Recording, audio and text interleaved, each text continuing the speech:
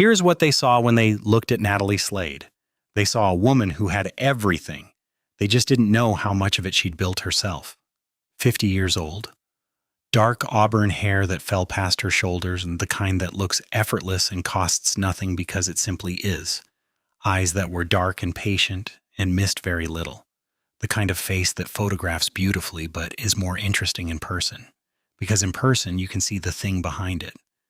The specific intelligence of a woman who has spent decades watching people reveal themselves without knowing they're doing it. She had been married to Gerald Slade for 11 years. Gerald, who had taken a regional pharmaceutical distribution company and turned it into a nationally recognized enterprise before his heart gave out at 63. Gerald, who had been brilliant and difficult and genuinely in love with her in that order, and who had left her everything. Everything being specifically $470 million, 3 properties, a collection of art she'd chosen herself, and a name that opened every door in the city. She had been a widow for 2 years. In those 2 years, she had discovered something about the world that she suspected but had not fully confirmed during the years she spent as Gerald's wife. That a beautiful woman with money is never simply a person. She is a target, a project, a problem to be solved by the right man. She had been approached, courted, flattered, and carefully managed by 9 men in 24 months. She had ended every arrangement politely and noted with growing interest that not one of them had been primarily interested in who she actually was. They were interested in what she had, in what proximity to her would mean for them. Natalie was not angry about this. She was, above all things, a strategist. So she designed a test. She would strip away everything they were actually interested in. She would remove the money, the address, the name, the social position, all the visible architecture of her life. And she would see what remained. She would see who, if anyone, came for the thing underneath, for her. What she did not anticipate, what no plan, however elegant, can account for, was what she would discover about herself in the process. This is the story of the 6 weeks that changed everything Natalie Slade thought she knew about men, about money, and about the kind of woman she was becoming. The apartment was on the 4th floor of a building on a perfectly ordinary street in a perfectly ordinary neighborhood, the kind of area where parking was easy and the coffee shop on the corner was locally owned, and the people who lived there had jobs they went to on Monday morning. Natalie had rented it under her mother's maiden name, furnished it from a consignment shop and an estate sale which she found unexpectedly enjoyable, filled the bookshelf with her actual books, which was the one compromise she allowed herself. She kept nothing that said money. The art was prints. The sofa was comfortable and ordinary. The kitchen had a good knife because she would not compromise on that. She had told only 3 people about the plan. Her lawyer, Dominic, who had looked at her over his reading glasses and said, "This is either the most rational thing you've ever done or the beginning of a fascinating breakdown." Her best friend, Sandra, who had said, "I want weekly updates and full transcript access." And her private investigator, James Okafor, who had said nothing at all, only nodded once and opened his notepad. James had been investigating corporate fraud for 20 years before Natalie hired him. He understood, without needing it explained, that some things require documentation. The rules were simple. She would be introduced into social settings, dinner parties, gallery openings, the kind of mid-level professional events where she could be present without her name arriving before her. As Natalie Moore, recently relocated working as a freelance art consultant, a respectable profession that explained her taste and her ease in cultured settings without explaining her wealth. She drove herself. She wore beautiful clothes, but not conspicuous ones. She paid for her own drinks. James would run background and financial checks on anyone who expressed significant interest. His team would document behavior, verify claims, track patterns. Natalie would simply be herself, the self that existed underneath all the architecture. And she would see what happened. She was 50 years old. She was beautiful in the way that women become beautiful when they have stopped requiring external confirmation of it, which is an entirely different and more dangerous thing than the beauty of youth. She was curious and direct and had opinions about most things and no patience for the alternative. She was, in other words, exactly herself. She had been a long time getting there. The first week was instructive. A gallery opening on a Thursday. 3 men. The first, mid-40s, finance, too much product in his hair. asked within the first 6 minutes what she did. When she said art consulting, something closed in his eyes, not rudely, just closed. He pivoted toward someone else before the conversation had found its legs. The second was more careful. He was interested, or performed interest well, for 20 minutes before asking which gallery she primarily worked with. When she named a mid-tier but respected operation rather than the blue-chip firm she actually advised, she saw him recalibrating. Politely, he was very good at politely. The third barely spoke to her at all. He was watching someone else across the room. A woman Natalie recognized as the recently divorced wife of a hedge fund founder. His attention was professional in its focus. She drove home at 10:30. She sat in her kitchen, the real one. The one with the Cy Twombly print she'd bought in Rome and the espresso machine Gerald had given her on their 3rd anniversary. And she thought, this is data, not pain. Data. She had not felt anything in that gallery that resembled the thing she was supposedly looking for. She was not sure yet whether that was a relief or a warning. Over the following 3 weeks, Natalie was introduced to, pursued by, or otherwise encountered 11 men who expressed varying degrees of interest in Natalie Moore, freelance art consultant. James's team documented all of them. There was the architect who was attentive and culturally sophisticated and who, James's report confirmed, was currently managing debts of approximately $200,000 across 3 credit facilities while maintaining a lifestyle that required significantly more income than his firm was generating. There was the tech entrepreneur whose company had been valued at $40 million 2 years ago and was now, quietly, worth considerably less. He had a talent for enthusiasm that read as genuine until you watched it operate identically on 5 different people in a single evening. There was the recently divorced man who was not managing his grief so much as warehousing it, which made him tender in a way that was real but not available. He was genuinely seeking connection, but from a place so raw that any connection he found would be built on quicksand.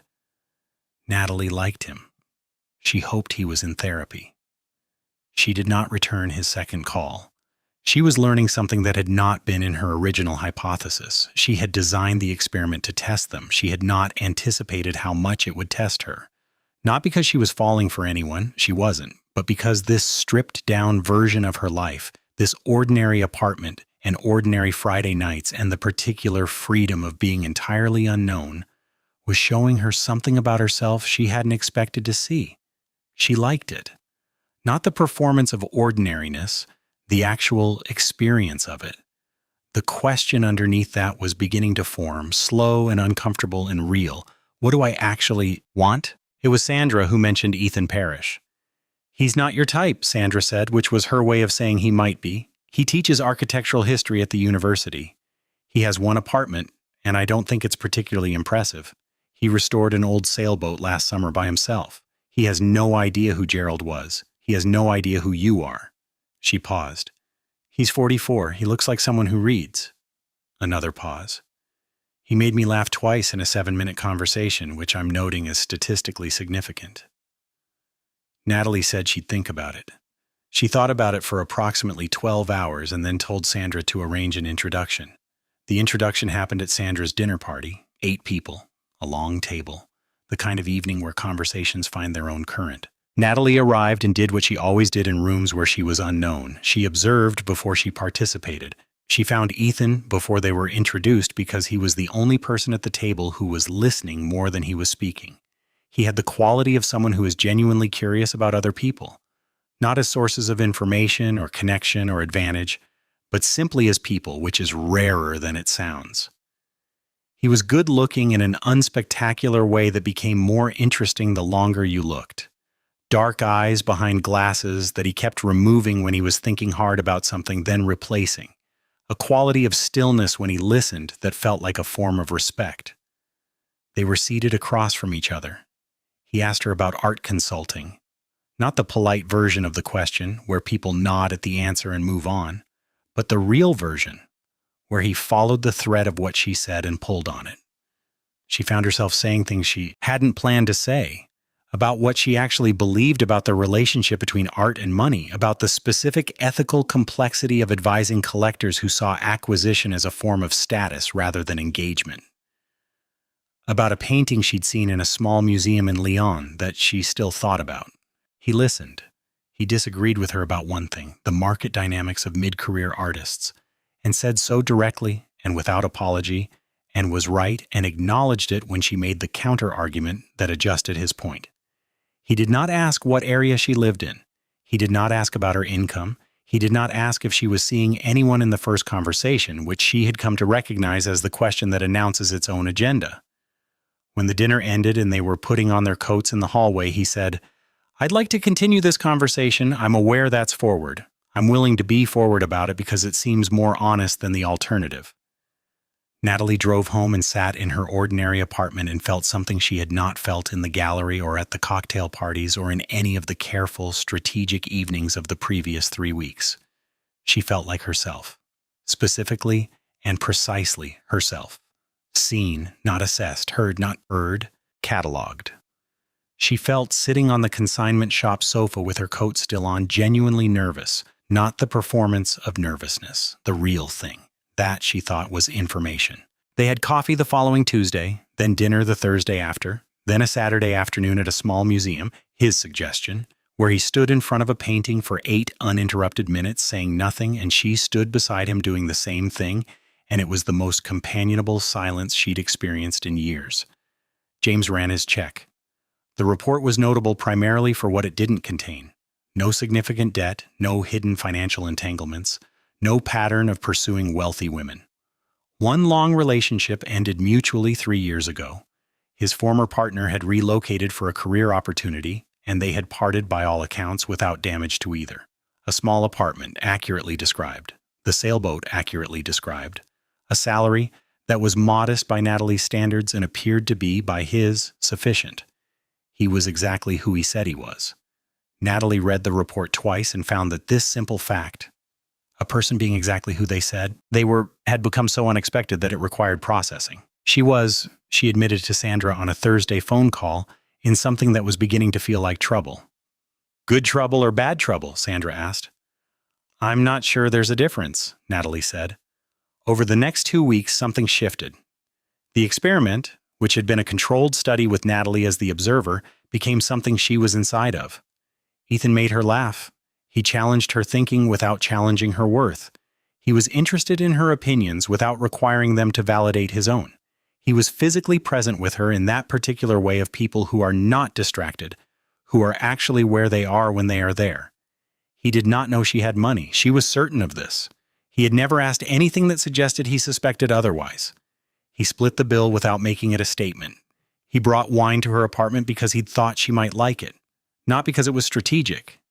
And Natalie was, for the first time in 2 years, genuinely happy in someone's company, which was when she began to understand, with the cold clarity of a woman who has always been better at strategy than she has been at the moment when strategy gives out, that she had made a significant error.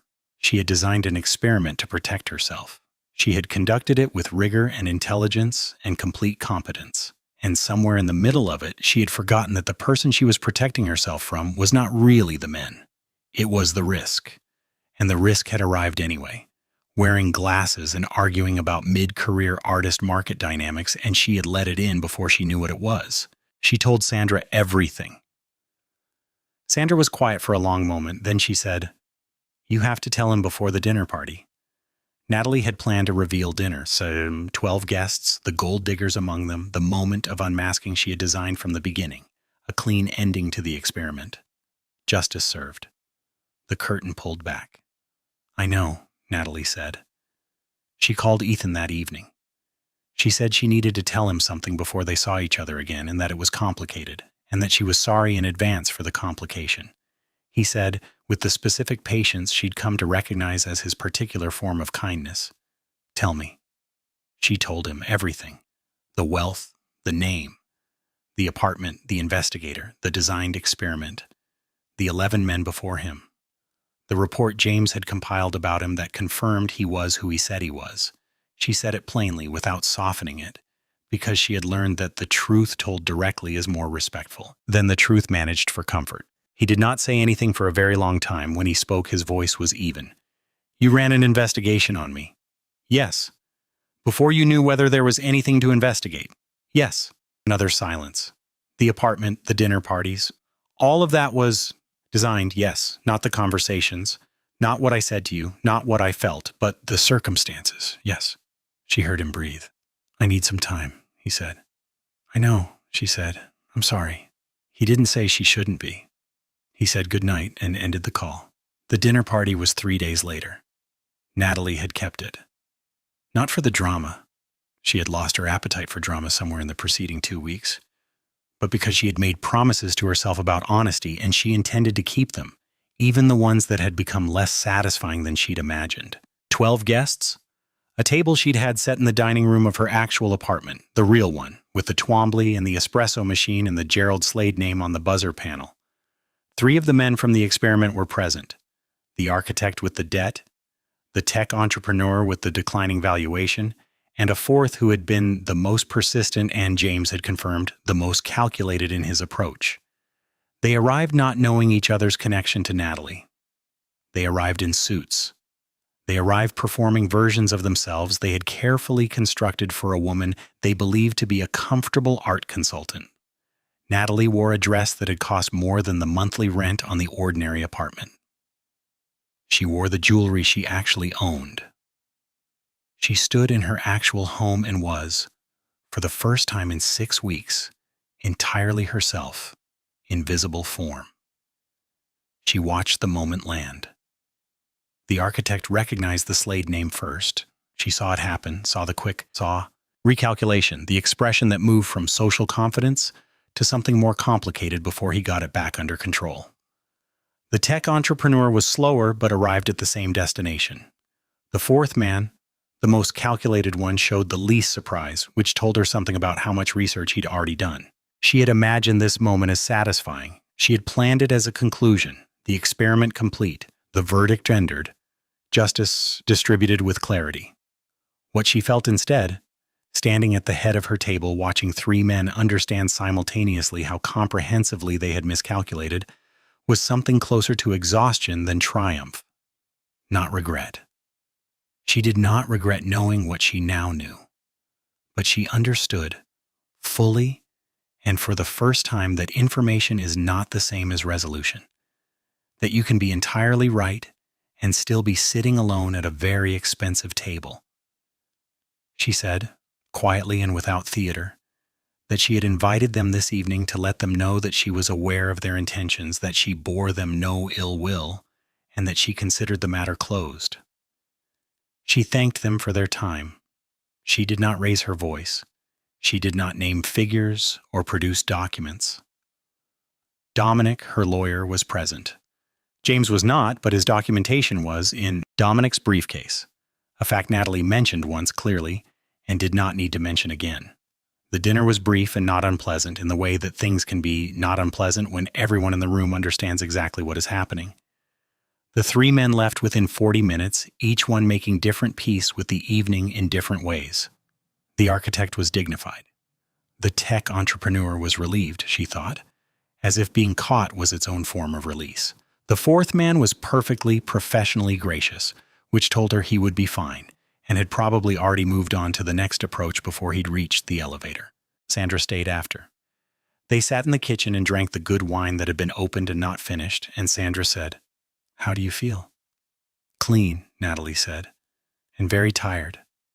"Have you heard from him?" "No." Sandra poured more wine. "Give it time." "I'm not sure time is the issue," Natalie said, and she wasn't. She had told the truth and accepted the consequence of it.